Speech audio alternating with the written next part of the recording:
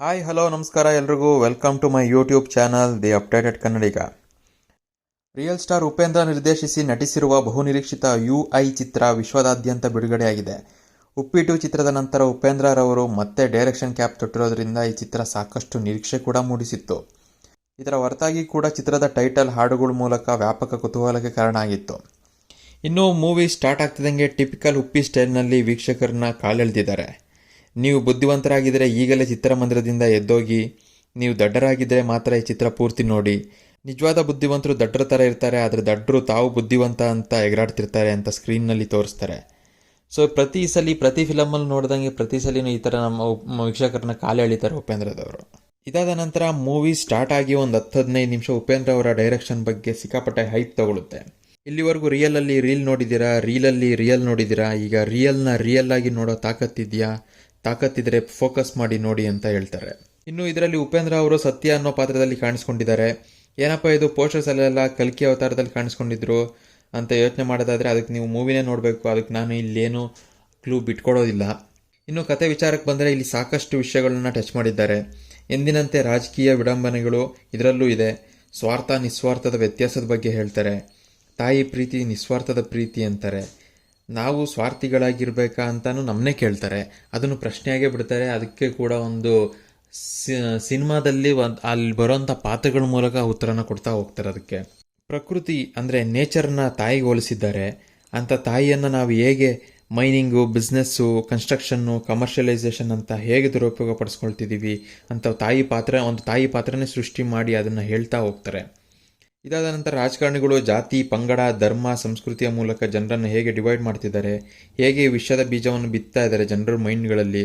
ಇದರಿಂದ ಜನರು ಅಭಿವೃದ್ಧಿ, ಮೂಲಭೂತ ಸೌಕರ್ಯಗಳ ಬಗ್ಗೆ ಯೋಚನೆ ಮಾಡದೆ ತಮ್ಮ ಜಾತಿಗೊಬ್ಬ ನಾಯಕನನ್ನು ಕಂಡುಕೊಂಡು ನಾವೇ ನಾಯಕರು, ನಮ್ಮಿಂದನೇ ಪ್ರಜಾಪ್ರಭುತ್ವ, ನಾವೇ ನಾಯಕರನ್ನು ಸೃಷ್ಟಿ ಮಾಡೋದು ಅನ್ನೋದನ್ನೇ ಮರೆತುಬಿಟ್ಟಿದ್ದಾರೆ.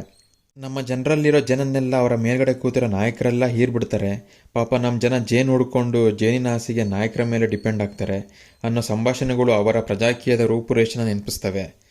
ಲೀಡರ್ಸ್ ಎಲ್ಲ ಜನರ ಮೈಂಡಲ್ಲಿ ಜಾತಿ ಧರ್ಮಗಳನ್ನು ತುಂಬಿಸಿ ಅವರು ಅದನ್ನು ಉಪಯೋಗಿಸಿಕೊಂಡು ಆರಾಮಾಗಿದ್ದಾರೆ. ಬಟ್ ಅವರನ್ನು ನಂಬಿರೋ ಸಾಮಾನ್ಯ ಜನ ಕಷ್ಟಪಡ್ತಿದ್ದಾರೆ. ಹೀಗೆ ಮುಂದುವರೆದರೆ ಮುಂದೊಂದು ದಿನ ಇದೇ ರಾಜಕಾರಣಿಗಳು ಜಾತಿವಾರು ನೀರು, ಊಟ, ಮೊಬೈಲ್ ಕೊಡೋಕ್ಕೆ ಶುರು ಮಾಡ್ತಾರೆ. ನಾವು ಇವರನ್ನೇ ನಂಬಿಕೊಂಡು ಊಟಕ್ಕೆ, ನೀರಿಗೆ ಅವರ ಕಾಲಡಿಯೋ ಪರಿಸ್ಥಿತಿ ಬರುತ್ತೆ ಅಂತ ಕೂಡ ಎಚ್ಚರಿಸ್ತಾರೆ. ಇಷ್ಟೆಲ್ಲ ವಿಷಯಗಳು ಡಿಸ್ಕಸ್ ಮಾಡಬೇಕಾದ್ರೆ ಇದಕ್ಕೆ ಪೂರಕವಾಗಿ ನಂದು ತುಂಬ ದೊಡ್ಡದು, ನಿಂದು ಚಿಕ್ಕದು ಎಂಬ ಒಂದು ವಿಡಂಬನಾತ್ಮಕ ಹಾಡು ಈಗಾಗಲೇ ರಿಲೀಸಿಗೆ ಮುಂಚೆ ಸಾಕಷ್ಟು ಕುತೂಹಲ ಮೂಡಿಸಿದ್ದ ಈ ಲಿರಿಕ್ಸ್, ಈ ಸಾಹಿತ್ಯ ಇಲ್ಲಿ ಕರೆಕ್ಟಾಗಿ ಸೂಟ್ ಆಗುತ್ತೆ. ಯಾವುದ್ರ ಬಗ್ಗೆ ಉಪೇಂದ್ರ ಅವರು ಈ ಹಾಡನ್ನ ಮಾಡಿದ್ದಾರೆ ಅನ್ನೋದು ಕೂಡ ಅವರು ಹೇಳ್ತಾರೆ. ಜನಕ್ಕೆ ಹೊಟ್ಟೆಗೆ ಊಟ ಇಲ್ಲ ಅಂದರೂ ತಲೆಗೆ ಊಟ ಬೇಕು ಅಂತ ನಯವಾಗಿ ಚುಚ್ಚಿಸ್ತಾರೆ. ಅಂದರೆ ಬೇಡದಿರೋ ಗಾಸಿಪ್ಸು, ಅಂಧಾಭಿಮಾನ, ಬೇರೆ ವಿಷಯಗಳಲ್ಲೇ ನಾವು ಕಾಲ ಕಳಿತೀವಿ ಅಂತ ರೀಲ್ಸು, ಸೋಷಿಯಲ್ ಮೀಡಿಯಾವನ್ನೇ ಕಿಚಾಯಿಸೋ ಟ್ರಾಲ್ ಸಾಂಗ್ ಇಟ್ಟಿದ್ದಾರೆ. ಇದು ಕೂಡ ಒಂದು ಸಿನಿಮಾ ಮುಂಚೆ ಟ್ರಾಲ್ ಸಾಂಗ್ ಹಿಟ್ಟಾಗಿತ್ತು. ಎಲ್ಲರನ್ನೂ ಟ್ರಾಲ್ ಮಾಡಿದ್ದಂಥ ನಮ್ಮ ಏನೇನು ಸಮಾಜದಲ್ಲಿ ನಡೆದಿಂದ ಎಲ್ಲ ವಿಷಯಗಳನ್ನ ಇಟ್ಕೊಂಡು ಒಂದು ಟ್ರಾಲ್ ಸಾಂಗ್ ಅಂತ ಮಾಡಿದರು. ಅದನ್ನು ಕೂಡ ಇಲ್ಲೂ ಒಂದು ಆ ಸಾಂಗ್ನ ಈ ಸನ್ನಿವೇಶಕ್ಕೆ ತಂದಿಡ್ತಾರೆ. ಸೊ ನಾವು ಫಸ್ಟ್ ರಿಲೀಸಿಗೆ ಮುಂಚೆ ಏನಪ್ಪ ಈ ಹಾಡುಗಳು ಹೆಂಗಿದಾವೆ, ಲಿರಿಕ್ಸ್ ಹೆಂಗಿದಾವೆ, ಯಾರಿಗೆ ಹೇಳ್ತಾ ಇದ್ದಾರೆ, ಯಾರಿಗೆ ಬೈತಾ ಇದ್ದಾರೆ ಅಂತ ಇತ್ತು. ಯಾರಿಗೂ ಬೈತಾ ಇಲ್ಲ, ಜನಕ್ಕೆ ಬೈತಾ ಇರೋದು ಉಪೇಂದ್ರ ಅವರು. ಅದನ್ನು ಕರೆಕ್ಟಾಗಿ ಆ ಸನ್ನಿವೇಶಕ್ಕೆ ಸೂಟ್ ಮಾಡಿದ್ದಾರೆ ಅಷ್ಟೇ. ಸ್ಟಾರ್ಟ್ ಆಗಿ ಒಂದು ಅರ್ಧ ಗಂಟೆ ನಂತರ ಅರ್ಥ ಆಗ್ತಾಯಿಲ್ಲ, ಬೋರ್ ಆಗ್ತಿದೆ ಅನಿಸೋ ಅಷ್ಟರಲ್ಲೇ ಬರೋ ಇಂಟರ್ವಲ್ ಬ್ಲಾಕು ಕುತೂಹಲ ಕೆರಳಿಸುತ್ತೆ.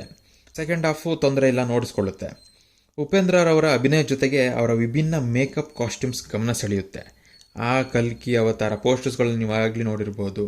ಆ ಒಂದು ಯು ಶೇಪ್, ಕುದುರೆ ಲಾಳದ ಅಂದ ಹಾಕ್ಕೊಂಡು ಆ ವಿಭಿನ್ನ ಸ್ಟೈಲು, ಕಣ್ಣು ಕಪ್ಪು ಬಣ್ಣ, ಮುಖಕ್ಕೆ ಕಪ್ಪು ಮೆತ್ಕೊಂಡು ಎಲ್ಲ ಒಂದು ವಿಭಿನ್ನವಾಗಿ ಕಾಣಿಸ್ತಾರೆ.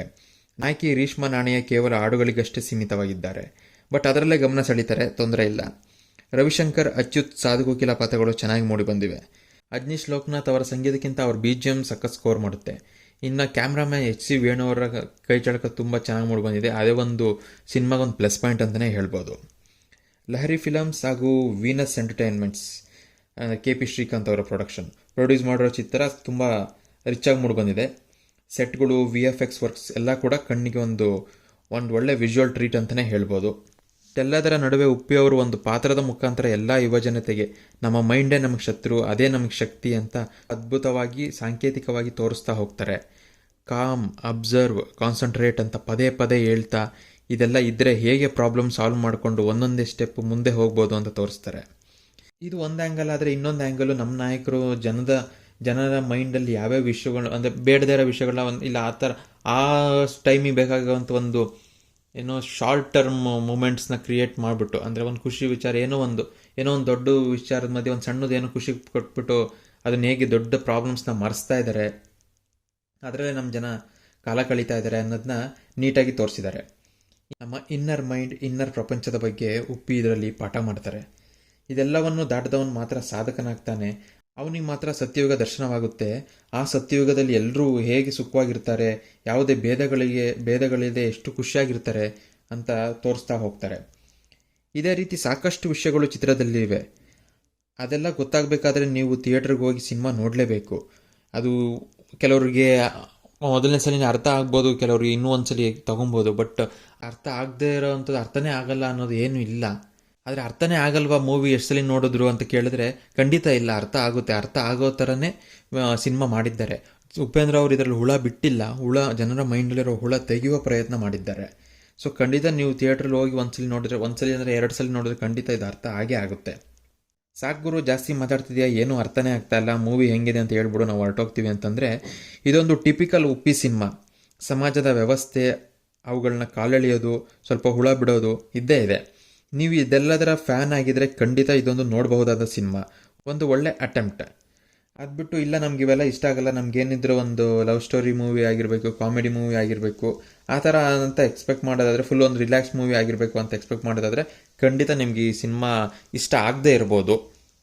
ಲಾಸ್ಟು ಉಪ್ಪಿಟ್ಟು ಆದಮೇಲೆ ಉಪೇಂದ್ರ ಅವ್ರು ಇದೇ ನೆಕ್ಸ್ಟ್ ಡೈರೆಕ್ಷನ್ ಮಾಡ್ತಾ ಇರೋದು. ಉಪ್ಪಿಟ್ಟು ಸಿನಿಮಾ ಸ್ವಲ್ಪ ಡಿಸಪಾಯಿಂಟ್ ಮಾಡಿದರು. ಅದು ಬಿಟ್ಟರೆ UI ತುಂಬ ಚೆನ್ನಾಗಿದೆಯಾ, ತುಂಬ ಆ ರೇಂಜಲ್ಲಿ ಮೂವಿ ಉಪೇಂದ್ರ ಮೂವಿ ಎಷ್ಟು ಇದೆಯಾ ಅಂತಂದರೆ ದಯವಿಟ್ಟು ನಾನು ಇಲ್ಲ ಅಂತಲೇ ಹೇಳ್ತೀನಿ. ಬಟ್ ಉಪ್ಪಿಟ್ಟುಗಿಂತ ಬೆಟರ್ ಆಗಿದೆ ಅಂತ ಮಾತ್ರ ಹೇಳಬಲ್ಲೆ. ಇದು ನೋಡೋ ಅಂಥ ಸಿನಿಮಾನ, ಕಾಡೋ ಅಂಥ ಸಿನಿಮಾನ ಅಂತ ನೀವು ನನ್ನ ಕೇಳಿದ್ರೆ ಖಂಡಿತ ಇದು ಯೋಚನೆಗೆ ದೂಡುವಂಥ ಸಿನಿಮಾ ಅಂತ ಹೇಳ್ತೀನಿ. ಹೇಳಿದ್ರೆ ಖಂಡಿತ ನನಗೆ ಒಂದ್ಸಲಿ ನೋಡೋದಕ್ಕೆ ಏನು ತೊಂದರೆ ಇಲ್ಲ, ಆರಾಮಾಗಿ ನೋಡ್ಕೊಂಡು ಹೋಗ್ಬೋದು. ಮತ್ತೇನು ಅರ್ಥ ಆಗಿಲ್ವಾ ಇನ್ನೊಂದ್ಸಲಿ ನೋಡಬೇಕಾ ಅನ್ನೋ ಅಷ್ಟು ನನಗೇನು ಅನಿಸ್ಲಿಲ್ಲ. But it's a good watch, ಚೆನ್ನಾಗೇ ಇತ್ತು. ಇದಾಗಿತ್ತು ನನ್ನ UI ಸಿನಿಮಾದ ರಿವ್ಯೂ. ನಿಮ್ಗೇನು ಅನಿಸುತ್ತೆ, ನಿಮ್ಗೆ ಇಷ್ಟ ಆಗುತ್ತಾ, ನಿಮ್ಗೆ ಅರ್ಥ ಆಗುತ್ತಾ ಅಂತ ತಿಳ್ಕೊಳಕ್ಕೆ ನೀವು ಒಂದ್ಸಲ ಟ್ರೈ ಮಾಡಿ ನೋಡಿ ಅಂತ ಹೇಳ್ತೀನಿ. ನನಗಂತೂ ಈ ಮೂವಿ ಇಷ್ಟ ಆಯಿತು, ನನಗೆ ಒಂದ್ಸಲಿ ನೋಡೋದಕ್ಕೆ ಏನು ಮೋಸ ಅನ್ನಿಸ್ಲಿಲ್ಲ. ಇಷ್ಟು ಹೇಳ್ತಾ ನಾನು ಈ ವಿಡಿಯೋನ ಇಲ್ಲೇ ಮುಗಿಸ್ತಾ ಇದ್ದೀನಿ. ಈ ವಿಡಿಯೋ ನಿಮ್ಗೆ ಇಷ್ಟ ಆಗಿದೆ ದಯವಿಟ್ಟು ನಮ್ಮ ಚಾನಲ್ನ ಲೈಕ್ ಮಾಡಿ, ಕಮೆಂಟ್ ಮಾಡಿ, ನಿಮ್ಮ ರಿವ್ಯೂ ತಿಳಿಸಿ, ಹೆಂಗಿತ್ತು, ನಿಮ್ಗೇನು ಅನ್ನಿಸ್ತು ಅಂತ ಕಮೆಂಟ್ ಬಾಕ್ಸಲ್ಲಿ ಕಮೆಂಟ್ ಮಾಡಿ, ಶೇರ್ ಮಾಡಿ ಆ್ಯಂಡ್ ಸಬ್ಸ್ಕ್ರೈಬ್ ಮಾಡಿ ಅಂತ ಹೇಳ್ತಾ ಮತ್ತೆ ಮುಂದಿನ ವಿಡಿಯೋದಲ್ಲಿ ಸಿಗ್ತೀನಿ. ಅಲ್ಲಿವರೆಗೂ love you all, take care, bye bye.